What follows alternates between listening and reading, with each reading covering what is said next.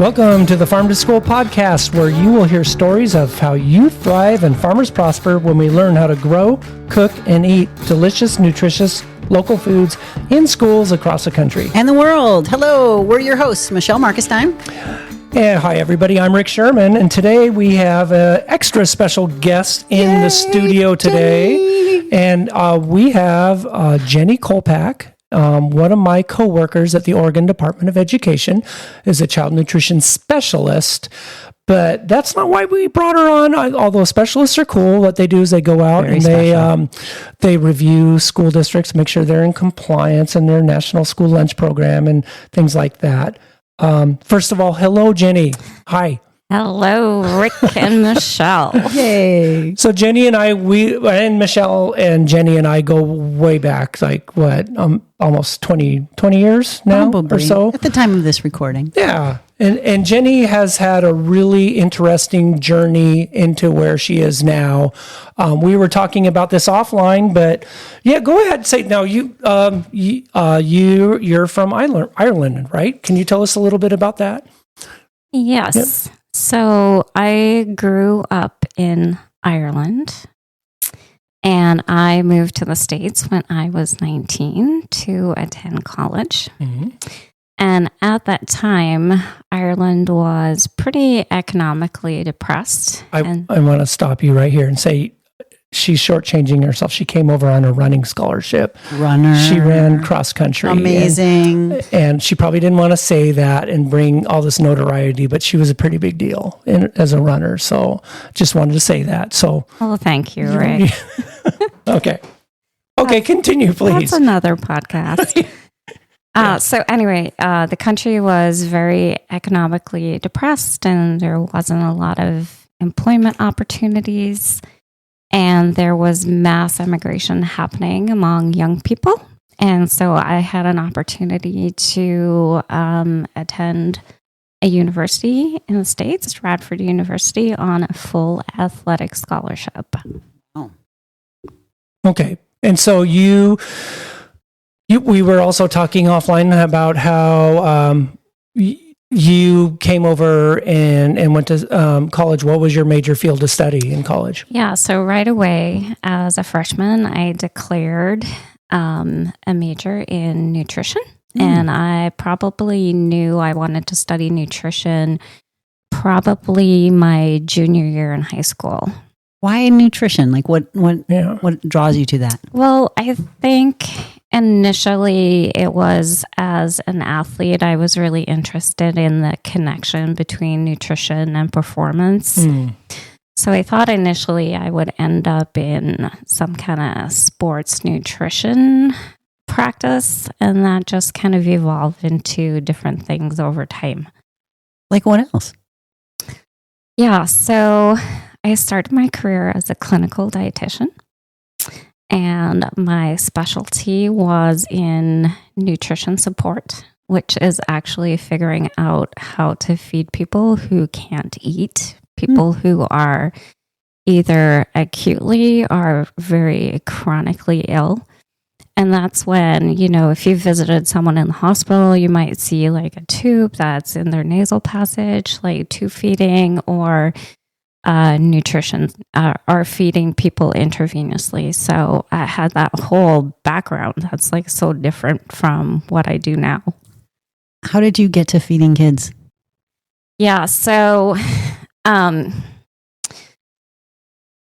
I would say when I was a clinical dietitian, I had an opportunity when my supervisor went on leave to kind of step in and do some kitchen duties, kitchen supervision in like a pretty big hospital.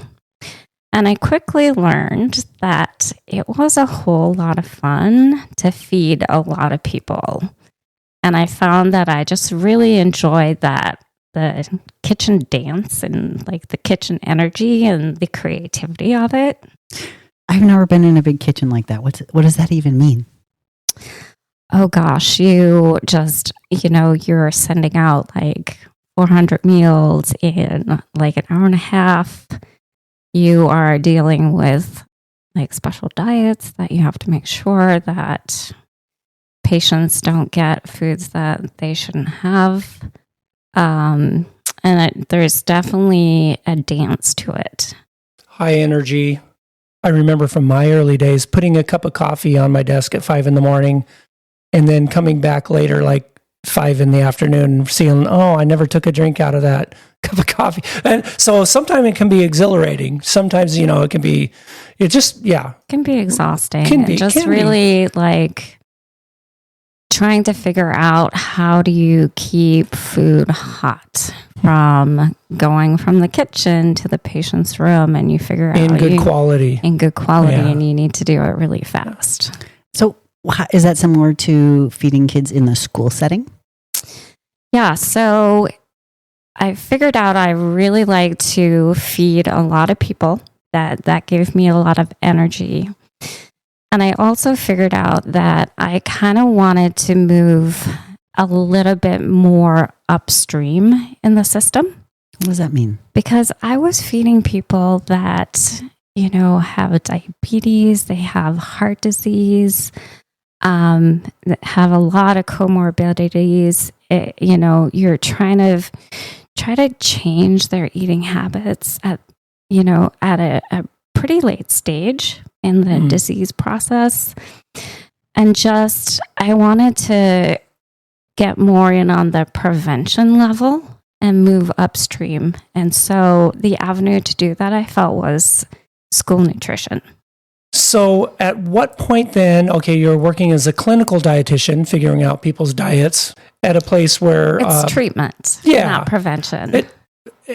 Figuring out treatment for people, but then you decided you had an opportunity to move into the school setting, and specifically you came to Oregon to do that, right? Yeah, so I was actually already living in Oregon, and the story goes I met a boy. Yes. And it's always a boy. Now it gets interesting. That I still like that boy. You didn't know it was that kind of podcast. I met a boy, and I ended up relocating to Eugene, and therefore was seeking new employment. Okay. And some of the school districts in that area happen to be hiring leadership positions for their school nutrition program. And so I was like, here's my opportunity. And I just kind of took the bull by the horns and went for it. And I really didn't have any experience working in school nutrition. And I generally had no experience of school nutrition because remember, I grew up in a different country. I grew up in Ireland.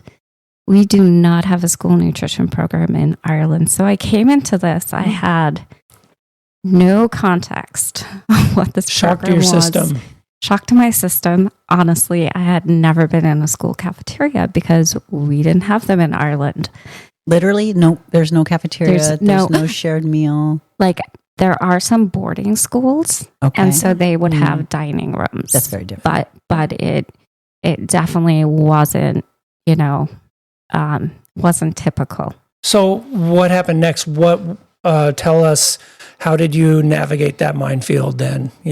Yeah, I was kind of in shock, and I didn't go in like a director position. I went in as an operational manager position, so I could kind of bluff it a little bit with just my back of the house kind of skills, back of the house institutional food service experience, but didn't know anything about meal patterns. I didn't know anything about reimbursement. It was kind of hilarious. So I was definitely an imposter, and I didn't even know it. Well, that is in stark contrast to when I met you as one of Oregon's and really in the country's top farm to school champions and implementers. So where did the inspiration for that come? Yeah, so eventually, after getting a little bit more experience, I moved into a director role at a mid-sized district in Lane County. And I think what happened was I really brought my own food values into that role. And luckily, those food values were very much in keeping with the values of the community. And it just so happened that there was something called Farm to School that was happening, and there were some nonprofits that were behind it, and they were kind of going around to different school districts and gauging interest and like helping us facilitate how to get that started. Perfect. Okay. And that's where I come into the picture. That's why I think when I met Jennie, I was a fellow food service director across town in Eugene. And so I was able to always go out and get a coffee with Jennie and pick her brain, what she was doing. And she would invite me. You would have a farm to school promotion. And throughout my life as a farm to school coordinator at a state level, I always point to that and say, like, you don't have to do something all year long. You could just do a promotion. And I look at it like this. And I was, in doing some research for this, I thought, what if you had a kid that went to a school district and it was time for lunch and they went into a cafeteria and they instantly made a connection with farm to school, and they knew they could see exactly how their food gets to the cafeteria and the kind of people that grow the food, that make the food, they're there in the cafeteria serving it. So tell us about that. It was just an amazing promotion, and I wish we could replicate that in other districts. So tell us a little bit about it. Yeah, so this is a really nice jog down memory lane for us runners. So we had a celebration every year, and it was during Farm to School Month, and it was called Oregon Harvest Day. And the goal of Oregon Harvest Day was throughout the district to serve all foods that were grown or processed in Oregon. And that's a pretty ambitious goal. Mm-hmm. So everything, the whole plate. Entire tray. Almost everything. Yeah. As much as possible. As much as possible. For the most part, I would say we were able to do 90% Oregon. I mean, I didn't crunch numbers, but that's where I would say it landed. And so we had this day. It was at the start of October, and you really had to do it at the start of October to hit Farm to School Month, but then also to really catch that last wave of the Oregon Harvest Bounty. Yep. And what we did was we would serve Oregon foods, and we would invite the farmers, processors, and vendors to come to the cafeteria and serve that food to the students. Yep. And I remember there was they had name tags or some posters or something. So kids got the connection, but you had the head of the dairy company handing out the milk, and there was a muffin from a local granary with that, right? Yes. Like the folks from Camas Country Mill would come, and they would serve dinner rolls that we had made with their flour, and everything was labeled, and we had signage, and we would talk about it ahead of time. And some of the teachers who were really strong advocates for Farm to School, they would talk to their students about it. They would write cards for the farmers. Oh, that's awesome. Thanking them for their food. It was really just beautiful. So I'm glad you said we talked about it ahead of time. And I think Jennie's selling herself a little bit short here, but she would even invite local legislators, congressmen, and the TV cameras, the local news outfits.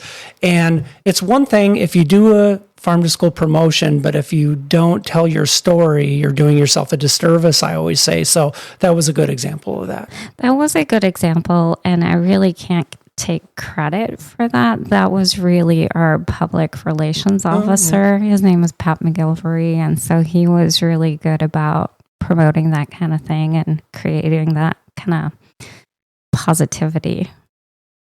Well, and I think that also underscores how like farm to school is all about interconnections. Yeah. And so many different groups, like you said, nonprofits. I heard government, I heard state, I heard federal, and I heard businesses. Yeah. Like how many other things include people from all those different public and private sectors on so many different levels? Yeah, that's true, Michelle. I mean, there's just so many different spokes to the farm to school wheel. So I can always think of like farm to school as a solution in search of a problem. You know, Yeah. often we address society like, here's the problem, here's my solution. It's like, actually, this is just really good for us. It's a lot of solution. And it's really fun. And it's fun. It's really delicious. Very circular. But as a nutrition service director, what's the other ways? Like, what's the whole portfolio of local procurement look like in the child nutrition setting?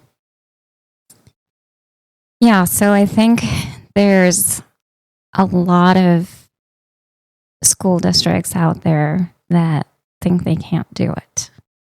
Why is that? They think I think what they see are these districts that are absolute pinnacles of farm to school, and it has to be really robust and really extensive. And I think immediately they think, I can't do that. We can't do that. And so for districts in that situation, I like to reframe that question. What can you do? Mm-hmm. You know, can you purchase local apples? The proverbial low-hanging fruit of farm to school, right? Apples Yes. are available everywhere in the U.S. So what can you do? Can you do something really simple like that? Could you one time purchase local potatoes or local pears even, or state fruit? So yeah, if you do one little thing like that, then you're doing farm to school. And, you know, to put that in context, I think it's just a mindset sometimes, because for those of you who don't know, we have a state farm to school grant here in our state. And at one point we started out as a pilot project where it was a competitive thing, and we had some school districts get on board. And then at some point we went statewide, and we had to get everybody on board to getting reimbursed for local food. And I always have my people I go to, and Jennie was one of those people where I would like, Jennie, can you talk about this with me at a statewide conference or Oregon School Board Association? We would talk with your superintendent at the time, and we did that a lot. And Jennie, but sometimes I would get people saying that, you know, farm to school can be difficult. I have to call up people and it's hard for me to get started. And Jennie was always the calm voice of reason to say, just do it. It takes me 20 minutes a day to call some people up. She had it down. It didn't seem like you worked that hard at it, but it worked really well for you. Yeah, and I would say too that maybe the energy that you are using to think about how hard it is could be used to just taking that small little step. Yeah, that's a good point. Just a small step. Buy some local apples, and then not only just buy some apples, but tell the kids why you're doing it or show them how. And it doesn't take. How did you do that? How did you how did the kids know they were coming in and they had a local thing or whatever? Well, I think, as I already mentioned, starting with apples is a really good thing. And I started with apples, and it was pretty easy. But these apples were different. And they were delicious. No. Absolutely delicious. And they weren't, your standard, Red 163 count school apple. They had different sizes and different striations in them, and they were just so fresh, and the kids noticed. Sorry for that, but just so you know, a 163 count means there's 163 in a bushel of apples, the big giant ones. I don't know what you're talking about. Yeah, it's a food service thing. And Sorry. for any of your school nutrition nerds out there, 163 count apple credits as a half a cup of fruit. There you go. I really feel like, because I am between two runners, and one, the one step at a time was full on running mindset right there. right? A marathon, you get there just literally just one step at a time. Yes. I did a little bit more than that though. And I think it was just kind of my naivety on the school nutrition program and really not having context and really not knowing what I was doing a whole lot. Like I really didn't know about Well, you said it's my naivete and getting started, but there's something to that beginner mind that, when we're younger, we do so many things. Like I was actually trying to look up this research around, do we really learn languages easier when we're younger, or is that we become acculturized to not fail or make mistakes? Do you see what I mean? Like when something's really new, you're willing to try more things. Yeah. And I think the thing for me was I didn't plan. I just implemented. I skipped over that whole step, like that whole phase in farm to school where you're assessing your readiness and planning. And I didn't do any of that. I just went ahead and implemented. If you could go back and talk to young Jennie, wasn't Kolpak then. It was you had a different last name because you got married. Oh yeah. I was Henshin. Henshin. Thank you. If you could talk to the young lass and give her any advice, would you do anything different now? No, I would 100% embrace that naivety that I had that pushed me to, do farm to school and not be tentative about it or scared of it or feel like I needed to do a lot of planning. Okay, that makes sense. Good deal. All right. Okay, well, Jennie, we would want to thank you for being here on the show today. And we'd love to thank all of you so much for listening. Farm to School is written, directed, and produced by Rick Sherman and Michelle Markiston with help from Leanne Lochner of Oregon State University and was made possible by a grant from the United States Department of Agriculture. The content and ideas of the Farm to School podcast does not necessarily reflect the opinions of Oregon State University, Oregon Department of Education, and the United States Department of Agriculture. The USDA, Oregon Department of Education, and OSU are equal opportunity providers and employers. Do you want to learn more about Farm to School? Who doesn't want to learn more about Farm to School? Come check out our other episodes, show notes, and find contact information. Just search up Farm to School Podcast. Or Farm to School Podcast OSU to get to OSU site where you'll be able to see our show notes and much more information. Much more information. We'd love to hear from you. Stop by that website and say hello and give us an idea for a future podcast. Thank you, Jennie, for coming on and sharing your story with us. Thank we really you all. appreciate See it. you soon. Bye-bye. Bye.